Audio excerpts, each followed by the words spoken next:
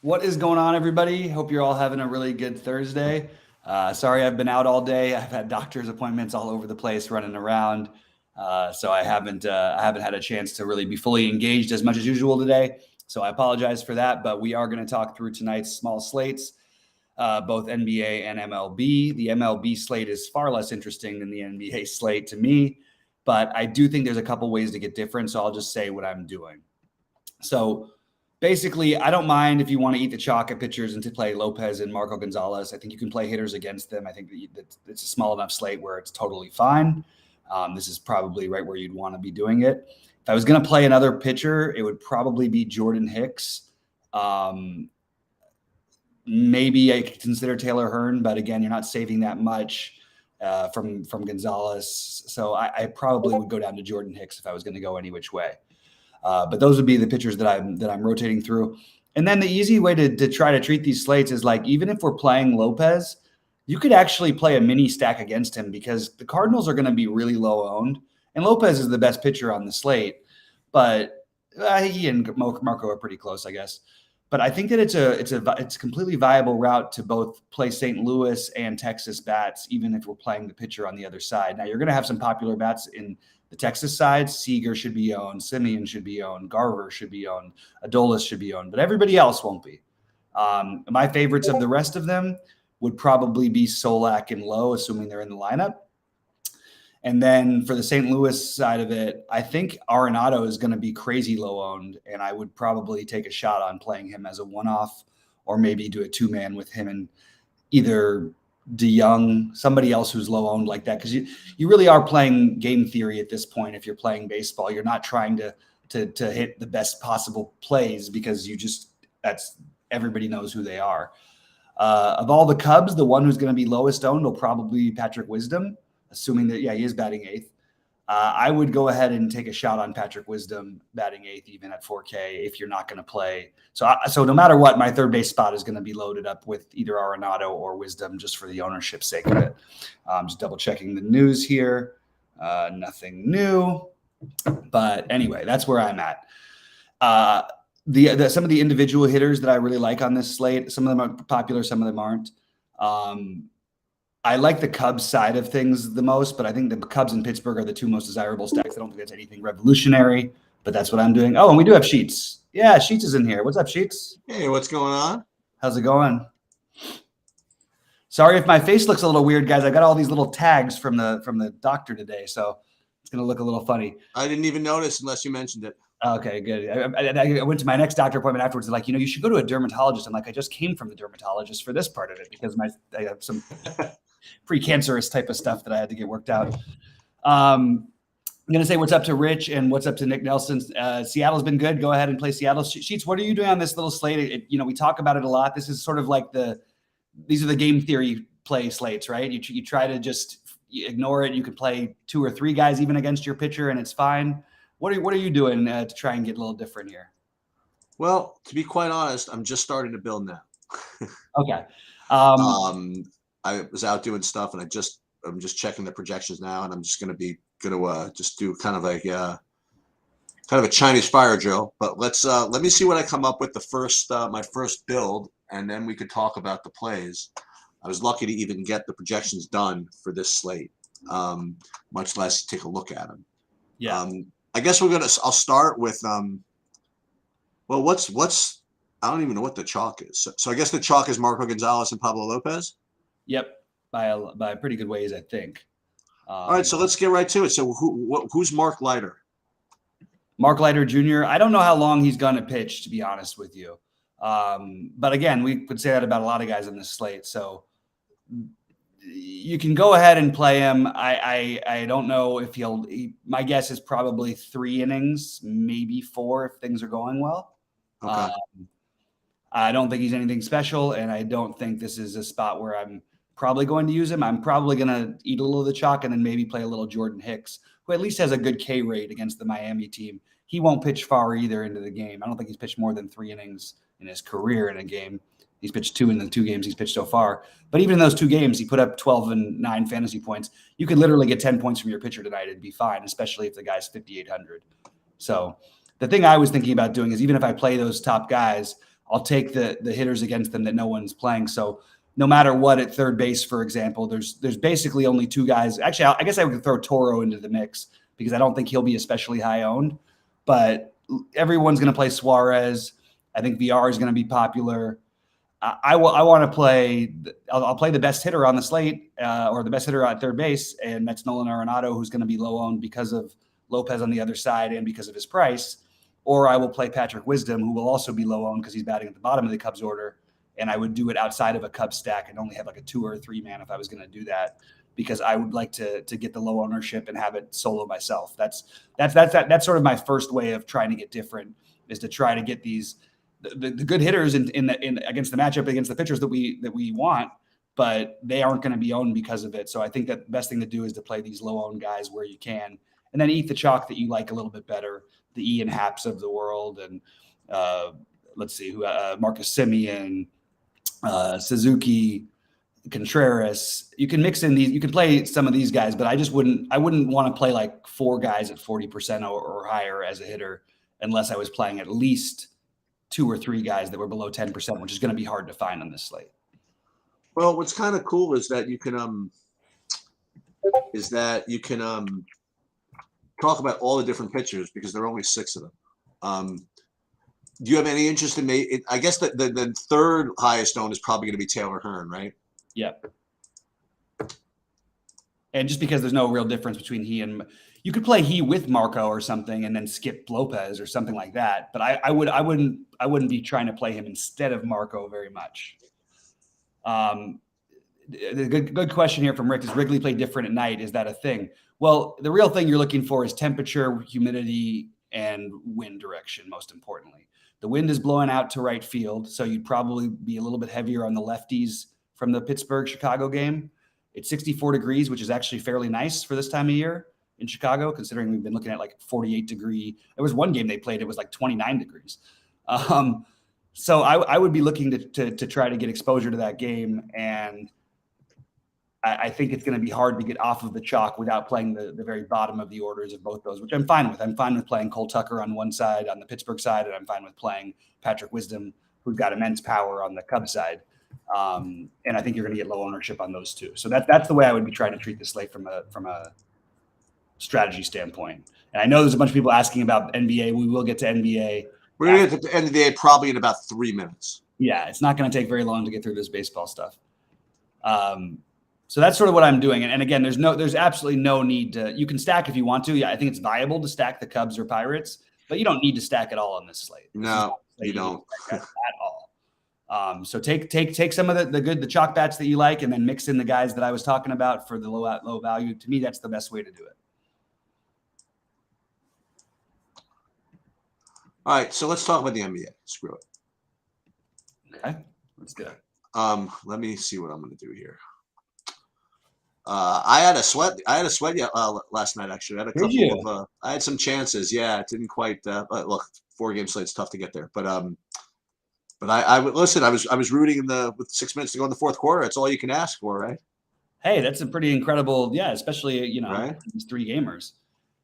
This is kind of a fun 3-gamer though. I'm starting to like the NBA slates better and better, especially when you get the better teams playing on the road. You can get some stuff going. I do think that this feels like a spot where like I didn't post my bets because I've been out literally until about 5 minutes before, I guess, before 6 Eastern. And but I do want to. I will just say them for free right now. I would bet on Memphis to win this game in Minnesota. The 2 points I would be willing to give up, but I think it's a close one either way. And I think that the Dallas-Utah, I think Utah is going to pummel them tonight. I think this is the Utah wins by like 15 to 30, somewhere in that range. So, and I'm going to use that in my DFS play as well. Just that take. I think this is the one game that Denver might have a chance to get Golden State. If you can, the first game at home, we know that the teams that tend to come out playing their best. The hard thing is with Golden State is just if they've got literally 3 of. Yeah, they had the Splash Brothers sheets. Did you see that? So they had this. The Splash Brothers have been the nickname forever for Klay Thompson and Steph Curry, and they added a guy named Poole to it. It's just kind of a funny thing. Pretty funny. So there's all these things online trying to come up with a new nickname for the three of them because Jordan Poole, I mean, we've talked about it a little bit for a while. That guy he's like a poor man's version of a combo between Steph and Clay. I mean, yeah, he's not as good as those guys, but I mean, actually lately he's been better than everybody. But so that's what I think from a game perspective. I really like Utah to blow Dallas out, or at least beat them by double digits tonight. And I'm going to play Jokic in my main lineup for sure. That part I know that's what I'm 100% doing. Nick Nelson says 70 from Jokic. I agree. At least 70 from Jokic to me. So what are the scores in these series? So it's 1-1 Minnesota Memphis. 1-1, 1-1, and 2-0 Golden State. Okay, so Dallas got the win in game 2. Yeah. And Minnesota got their win in game 2 as well? No, Minnesota got killed in game 2. They won game 1. Minnesota won game 1. And then Golden State Denver is 2-0, right? Yeah. Okay. And I don't really have an opinion on the any spread opinions today. You don't think Utah is going to smash Dallas in this one? Feels like it's smash. Maybe. I mean, maybe. I don't know. Yeah. Could be. I don't really have an opinion. This game could have been 9.5, and or 10.5 possibly. I would have still probably bet Utah to cover.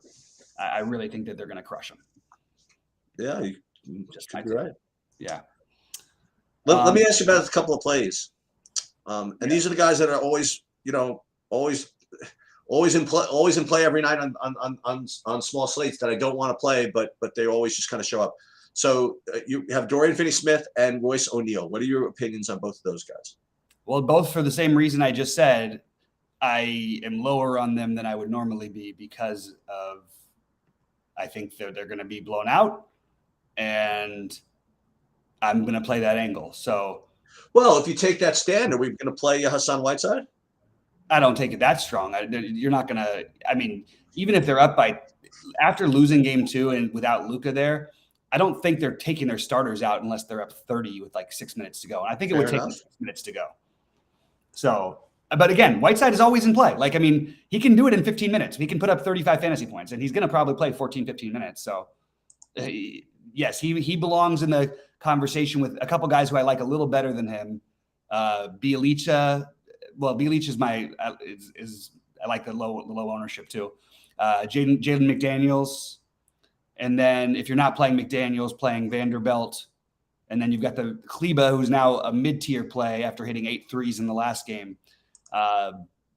He's a secondary play for me, not a priority. Even I think he's going to be a priority for most. I do like the Clarkson angle though of the blowout because I could see him staying on the court. You know what I mean? So Clarkson is one of the Utah guys that I like quite a bit, and I could see Donovan Mitchell being a very strong play, but he's going to be really popular because he can. I think he'll be the one who leads the blowout. But I'm finding myself with more Conley overall and more Clarkson, not in the same lineups, but than I am with Mitchell just because of the pricing issues. And I like other players in Mitchell's price range. And Nick is asking, to go over the Memphis and Minnesota plays because he's struggling with them. And that's probably what your core is going to be these Minnesota games just because the total and everything like that. My priorities, I'm going to play D'Angelo Russell and bet on him playing better than he has in the first 2 games of this series. That's just what I'm going to do. Again, I think he'll be a little bit lower owned, saves you a little bit of salary. I like Beverly also. You can completely play them together. There's no problem with that, especially on a 3-game slate. And then I have in my main lineup, I have Beverly, Russell, McDaniels, and I have Jaren Jackson, who I absolutely love the play. I'm hoping people get off of it. And then right now he's showing up as not being owned very much. I don't think that's going to be quite the case. I think he'll probably end up somewhere in like the 15 to 20% range. And I'm looking at like 5% owned, but 15 to 20%, I'll take that shot on Jaren Jackson Jr. So that's my little mini game stack for that one. And then other than that, it's going to be a mixture of the Denver, Utah guys, mostly with a little bit of Brunson. I feel a little bit weird, like with the Brunson thing playing. He's 8K. It's totally a reasonable price. He should be projected to be one of the best plays of the slate. Even when he struggled in game 1, he still put up 39.75 fantasy points, which is fine. He put up 65 in the last game, obviously. And I like him. I might want to rebuild a little bit because I don't really love the idea of playing that chalk if I'm going to play the blowout angle, because if it does blow out badly, I don't know that Brunson gets his full fourth quarter run, which I think he might need if they're getting blown out, because that means he's probably doesn't have 40 points already like he did last time. Sorry, go ahead. What do you think of Draymond Green on this play tonight? Why D'Lo? No, by the way, D'Lo has the best point per dollar of any player on this team against this Memphis team throughout the season. Actually, throughout 2 seasons now in a row. So don't play him if you don't want to. I'm playing him. What did you say, Sheets? What do you think of Draymond Green as a play tonight? I think he's fine. He's a worse play to me than Jaren Jackson Jr., but I think he's fine. Okay. I like Wiggins. He's like a perfect mid-tier, you don't want to go out of your way to try to get him in, but sort of fits in, and he's cheap enough, and he's going to play the minutes, and has enough of a role to where he doesn't have to do much to get there. I like Draymond though too. I mean, I don't think Draymond's a bad play by any means. I just am siding with Jaren Jackson Jr. mostly because the game and the game environment. It's a pretty good game environment in Denver as well, but I just sort of like the idea of going that way. But I do like Draymond. I think you could play Draymond and Jaren Jackson Jr. I don't think that's going to be an overly popular combination. I'll tell you who I think I might fade tonight. I think I might fade Mr. Kleber tonight. Yeah, I don't think that's a big fade. I agree with you. Yeah. Nick is pointing out that because he hasn't played 30 minutes in 2 games. By the way, throw out game 2. Okay, when you're down by 30 in the fourth, in the whatever quarter it was, the third quarter, fourth quarter, don't even look at the minutes in that one. He wasn't, and the bench mob was killing it game 1. So you can't just look at numbers and say, oh, he hasn't played 30 minutes. What a terrible play. That's just not the way this game works. You're even in the playoffs. Mostly you're going to get your best players playing more minutes. But if the bench goes on a run, you will see teams leave them out there the entire time. A great example of this, the best example, was Harden a few years back when he was with the Rockets. They were down 26 going into the fourth quarter against the Clippers. They come back to win the game, and Harden never re-enters the game in the entire quarter. And that was clearly by far and away their best player. So that's going to happen sometimes. The bench is going to go off, and they're not going to bring the starters back in when the bench is going off. So that's why I'm dropping it in there. I'm not saying it's a lock of some sort of the Russell, but because people are thinking, hopefully, like Nick is, that maybe Russell gets a little bit lower ownership than his teammates. And I think he will get a significantly lower ownership than both Towns and Edwards. I do think Towns is a really strong play for what it's worth. And your long shot hero play is Xavier Tillman. I know that he got the blowout run in the last game. There's different paths for him to get there, for him to get some run. I don't think it's a good play. It's literally if you're just trying to win the one of the 150s or something like that. But just wanted to throw that one out there as another one to get weird with. Yeah. So what do you think of Bones Highland? Yeah, I think that's a really good gamble. Especially with the game being back there. I prefer, I'm playing Morris. I forgot to mention that, but I'm playing Morris everywhere. I think he's like 4,700. I'm just going to play him. He and Jokic are my main nuggets, but I have no problem if you want to play Bones Highland, and hope you get one of the good Bones games. And I like Brandon Cruz in the chat with a good question here about Curry. So the issue I have is that they're going to keep things the same. They're going to play. This is a better spot, though, because you think the game should stay a little closer. Steph Curry has played 21 minutes and 22 minutes in the last 2 games. He did put up 50 fantasy points in 22 minutes in the last game. He was 12 of 17 from the floor, which is pretty awesome for a guy who's taking his shots. I think he's going to be low owned. I love the tournament angle. I personally am not getting there, but I think Steph Curry and Jordan Poole are the 2 guys who I'm sort of, if my lineup was really chalky and I had some, I wanted to try and do something, I would consider both of them a lot. And you could throw Clay into the mix as well, but Clay's going to have a little more ownership just because his price makes him a little more gettable on DraftKings. But I like the idea of the Steph play. I don't think there's any guarantee. I don't think they're not going to run him out there a bunch more minutes coming off of the injury. This is not like the series that's going to happen. That might happen in the next series when they really feel threatened. I don't think they've had anything to feel threatened by Denver. So even if they're threatened tonight, will they let Curry play more minutes? I don't really think so, to be honest with you. They just haven't needed to. So I think you're going to see 28 to 30 minutes maximum out of Curry. I don't think there'll be more than that. But again, weird things happen, so could always be wrong. But that's just what I've got. If the series was 1-1, I would be much more into the Curry play than I am that they're up 2-0. Got one more value play to run by you, and this is dangerous because he could play 8 minutes like he did last game. But you want to take a flyer on Jared Vanderbilt? I already mentioned him. Yeah, I said I'm going to play McDaniels number 1, and then if not McDaniels, I'll play Vanderbilt. Okay, as my saver. I'm gonna address it. I like what Joanne's saying. Gary Payton III is I think a really good sneaky play. Also, you want to find some of these 3K guys, right? For multiple reasons. One, because we need the value. That's the most important reason. The other reason, though, is that we need to find a way to get low ownership somewhere on these small slates. Gary Payton is absolutely viable for that. I'm going to side with Bjelica because he's a better point per minute producer, and he's probably going.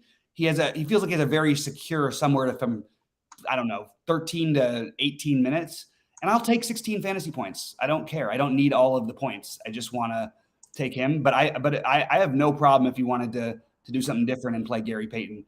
These are going to be the low-owned guys. These are the guys you can use. Gary Payton III. Again, I would take the game he had in game 2. He put up 16 fantasy points. He put up 13 in game 1. What's the difference is I don't know that he's going to play all the minutes if the game is close, if it's tight. I do think Bjelica will get some run whether the game's tight or not, because they really are fading. Like Looney is sort of a little bit of an afterthought in this series. Draymond's done a good job, really, really good job guarding Jokic.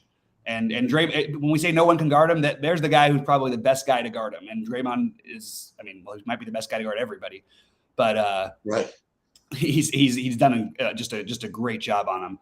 But I do think that there is some argument. And also, if he gets into foul trouble or something, or if Golden State, for any reason, finds himself behind at certain points, and I can just see Bjelica getting like, the guy makes a couple threes for you, you're probably going to get there easily. And he's going to have some opportunities because Jokic doesn't guard away from the basket well. So I do like the idea of playing some Bjelica a little bit ahead of Payton, but I like the Payton idea as well. I think you're wanting to mix some of these guys in everywhere. So your favorite of those two whatchamacallit, Minnesota guys, you prefer McDaniels to Vanderbilt, but basically it's one or the other? I prefer McDaniels to Vanderbilt. I don't think you need to play one or the other, but that's sort of your decision price point, right? Okay. Yeah. And both of them make a little more sense than some of the other guys that feel a little more reachy to me, because they at least have their role. We've seen some weird things happen in the playoffs so far. I mean, Memphis with the big pivot, and Steven Adams played 3 minutes in the last game. You know what I mean? Did he really? Yeah. How? It's not a good matchup for Steven Adams. But how did it happen? I mean, did he start? Started 2.8 minutes. Yeah. He'll play more minutes tonight. I don't even know if he had a bang up early on, but then Memphis was just crushing them with all their other guys. I didn't see every minute of the game. I know they had Tillman come in, and Tillman played really well. They like to use Jaren Jackson at the 5. They can play Brandon Clark at the 5 in certain spots, or at least at the 4, and have Jackson as the 5. So they just have a lot of bodies that they could use out there. And Karl Anthony Towns couldn't do anything with these other guys. He actually had a better game the first time against Adams. Adams is a very good defender, but not a guy who's going to come away from the basket. And as we know, Towns, I always say, Towns is the best shooting center in the history of basketball. That sounds like a bold statement. Look at the numbers. There's nobody really that close. Unless you want to call Dirk a center, then it's Dirk. So just a shout out, by the way, because what's his name? Because Brandon Cruz is in here. This is like his birthday, not his birthday, but this is what he looks forward to. I think we have plate racing this weekend. Really?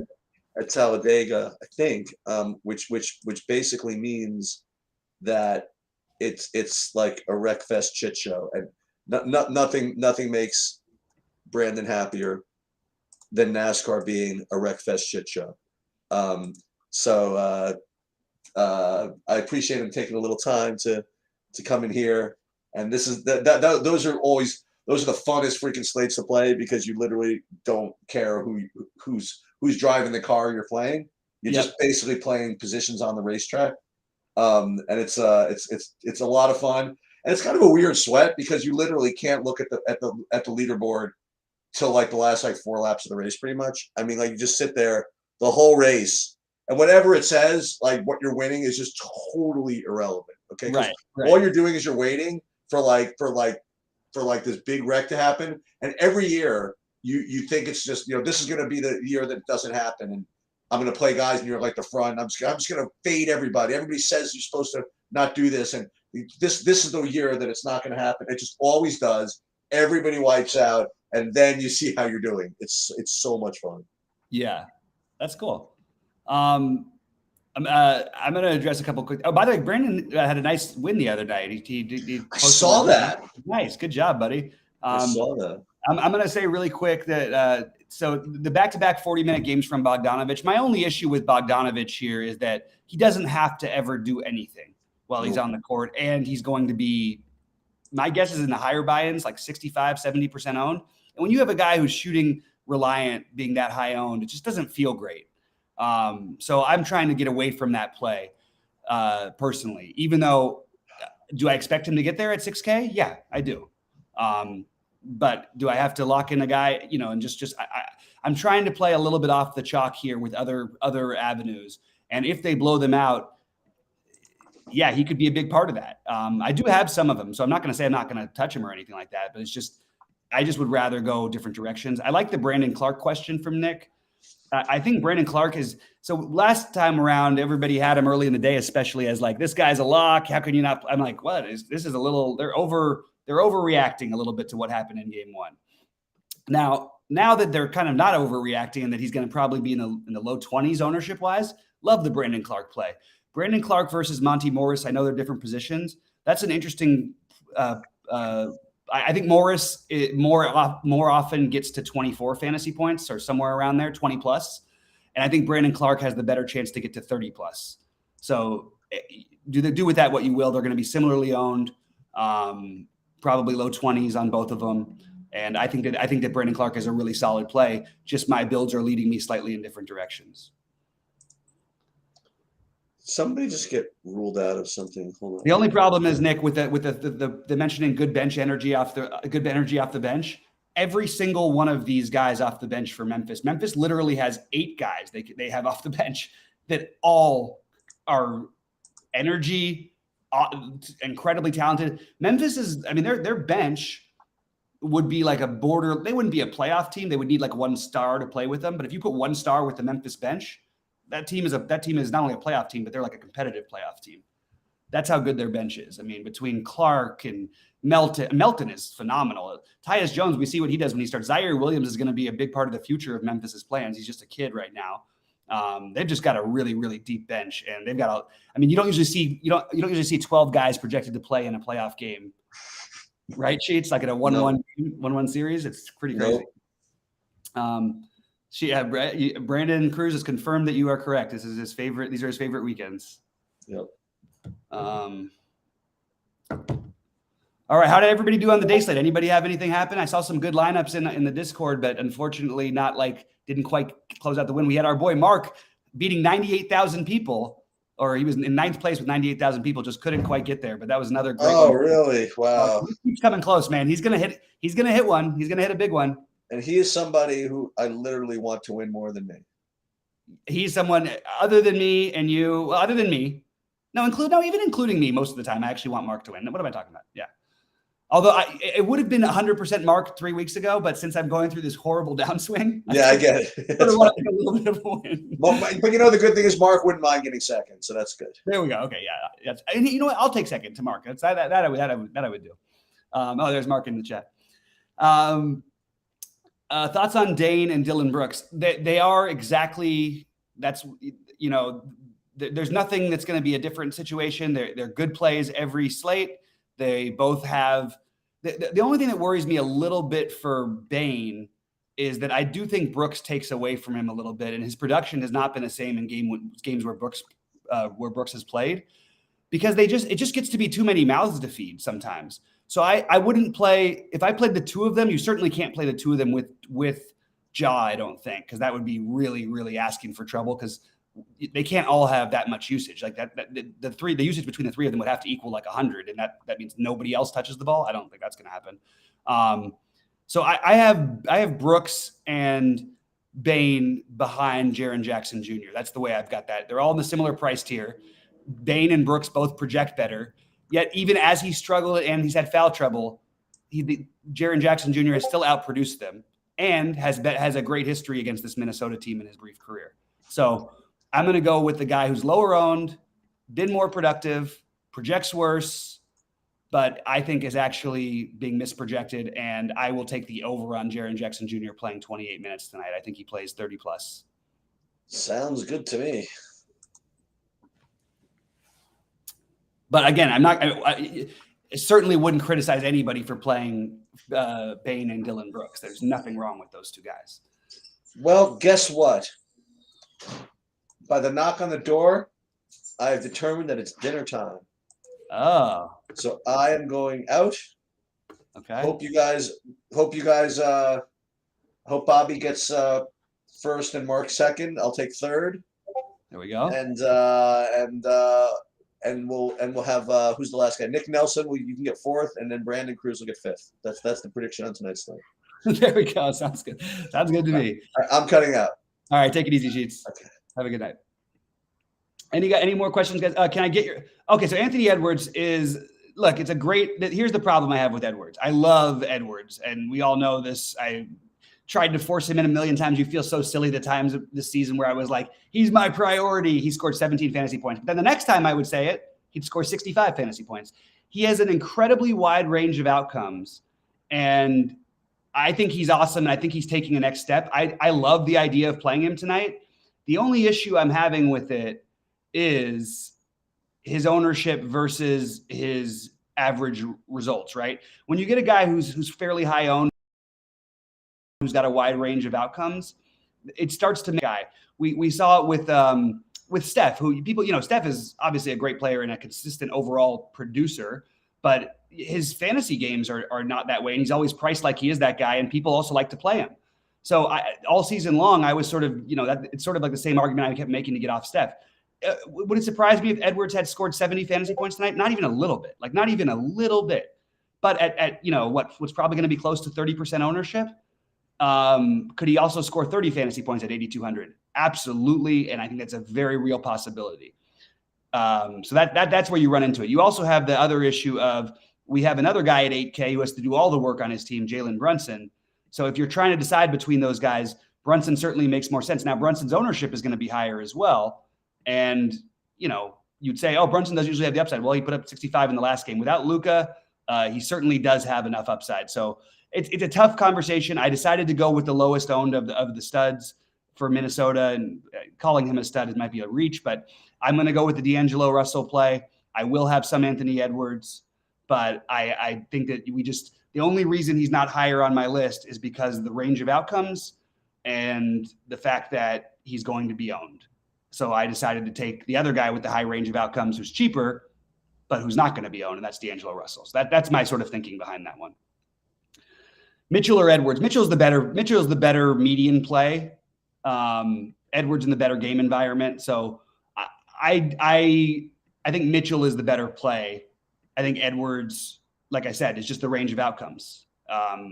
There's no way to tell what night some guy's going to go 7 for 25 or if he's going to go 16 for 20, and Anthony Edwards has both of those things in his bag for sure. So that's where it is. Oh yeah. I do listen to Bill Simmons. I know how much he loves him. By the way, I haven't missed a Bill Simmons podcast. This is kind of embarrassing. It probably 2 years since pre-pandemic, probably. All right, buddy. Good to hear, Nick. So that's what I've got. And look, if you want to at me later and say, well, Mitchell, oh, look, Edwards outscored him by this. None of it's going to surprise me. I'm just saying for the average outcome, I would expect, especially in a game like this, it to be the Mitchell game. Going back to Minnesota could be great for Edwards, but it could be the Cat night. It could be the Russell night.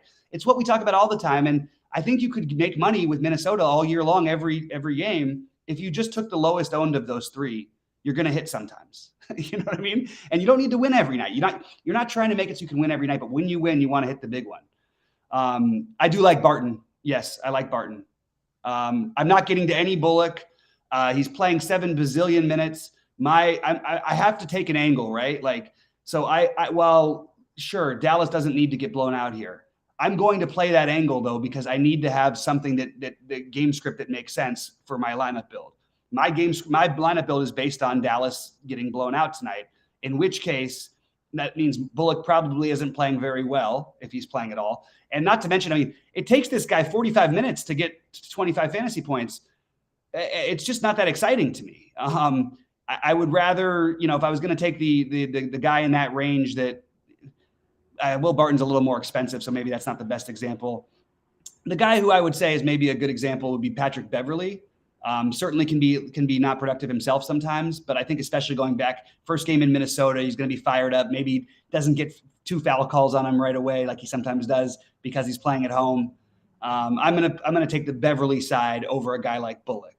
I'm gonna spend down for Monty Morris over a guy like Bullock, but doesn't mean I don't like Bullock. It just means that's what I'm doing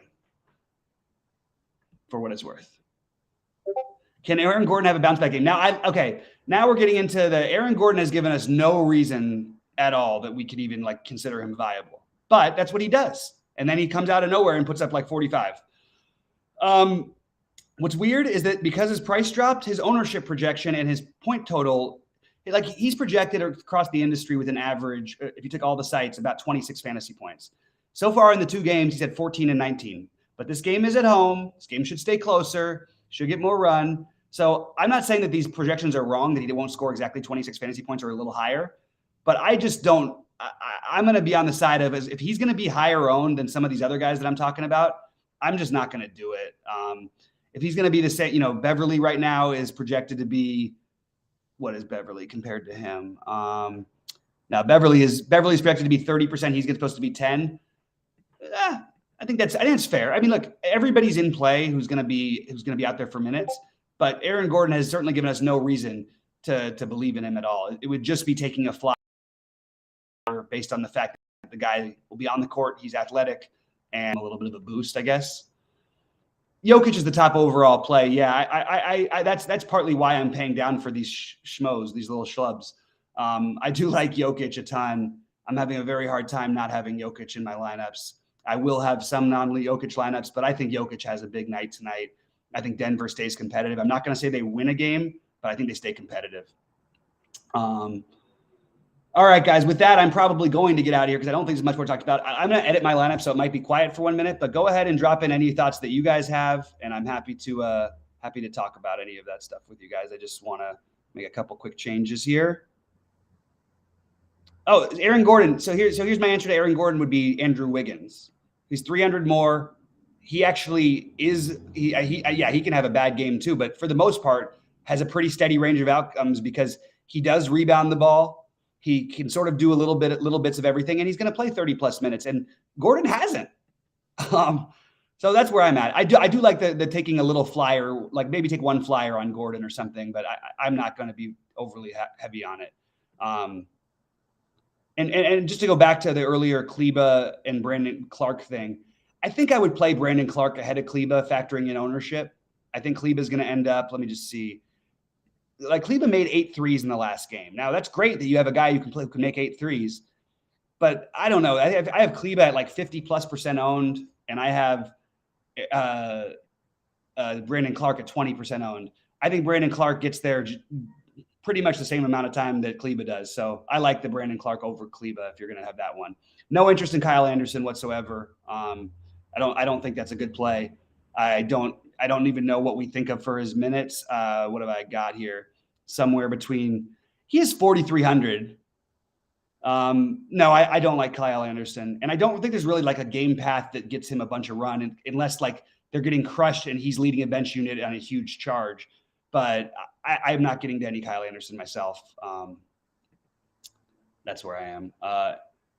You guys, Anderson. Anderson is not it for me. Thanks a lot, Nick. I appreciate the kind words.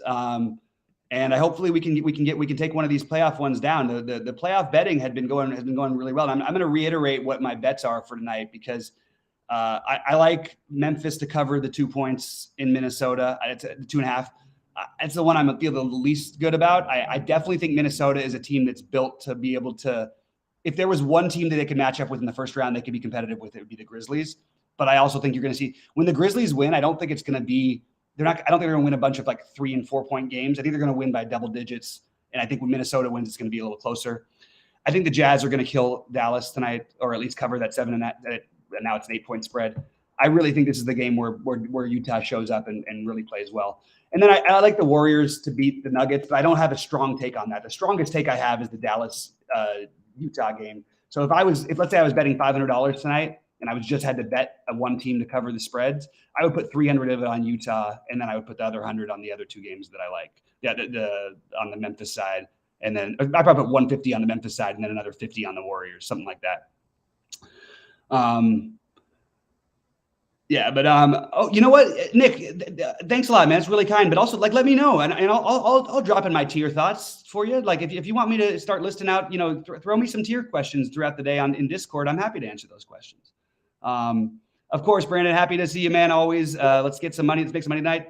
Just don't tell me you have Bertans exposure, because if you greenlight him, I will have to also. Okay, not on this slate. I don't have any Bertans. I went out on a limb. I said there's going to be one game in this series where he scores like 10x and has 30 fantasy points. I don't think tonight is the night.